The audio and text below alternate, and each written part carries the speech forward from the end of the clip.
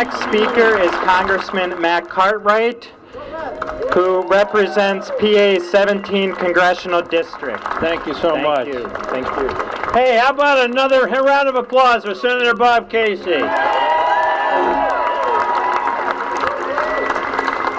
I hope you were listening to Senator Casey when he talked about Medicaid, because that is the linchpin of what's going on in Washington now. We have these Republicans who have voted somewhere between 56 and 61 times to repeal Obamacare. They've painted themselves into a corner. They have to do it or they look silly. That's why they want to do it. They're also deathly afraid of Trump.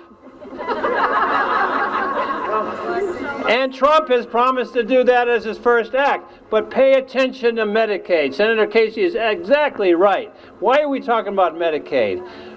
From my own perspective, we're talking about community and rural hospitals. Yesterday, I was down in Fountain Springs, Pennsylvania, in Schuylkill County, just outside of Ashland. St. Catherine's Hospital was there. Tom McHugh, where are you? Tom and I were down there, and we were talking about how in April of 2012, on Good Friday, St. Catherine's Hospital closed. 150 jobs out the window because of what they had to do. They had to treat uninsured people who showed up at their doors at the emergency room. In fact, we talked to an employee, the head of the union down there. He said in January of 2012, they had 140 people show up at the emergency room. How many of those do you think had health insurance? 34 of them. The rest of the care had to be given by the hospital, and they had to absorb that care. They had to absorb it and absorb it and absorb it, and that's what the small hospitals had to do before the Medicaid expansion. And so St. Catherine's went out of business on Good Friday in 2012. And 2 months before that, can you think of a hospital in Carbondale that suffered the same fate?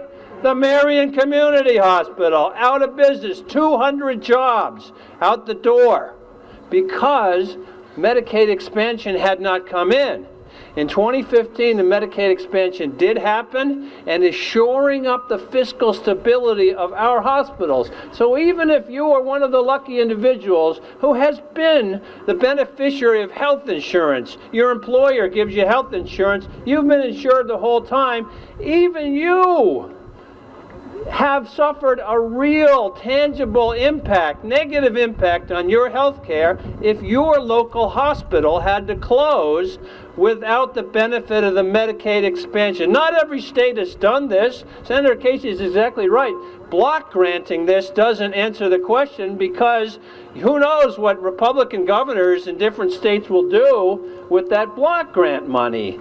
The ACA and its Medicaid expansion has insured so many more Pennsylvanians. You know how many more Pennsylvanians are insured because of that? 300,000 people in Pennsylvania. That's right. So as a result, if they go through with their repeal and their lame replacement, then all of those people will remain uninsured.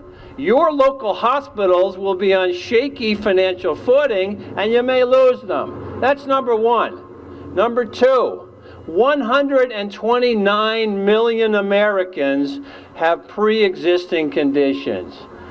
Diabetes, prior cancer, any kind of pre-existing condition. The ACA set a new standard. You're not allowed to discriminate against people with pre-existing conditions. And we get,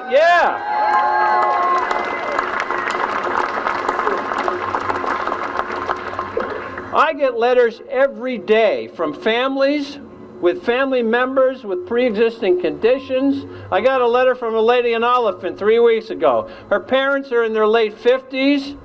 They both have terrible pre-existing conditions that require lots of treatment. And she said, if pre-existing conditions are no longer treated as equal, that's going to be like a death sentence for her mom and dad.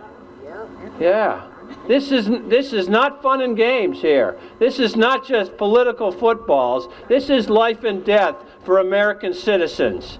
And so when I tell you 129 million Americans with pre-existing conditions are paying attention to this, you know they are. You know that when they hear about repealing ACA and replacing it with God knows what, they're being asked to step into an elevator shaft without knowing if there's an elevator there to catch them and save their lives. So I say to you, keep fighting, keep fighting, keep fighting, keep fighting, keep fighting, keep fighting. Join Senator Casey, join me, join Secretary Osborne. Keep fighting, keep fighting, keep fighting. Thanks very much, everybody.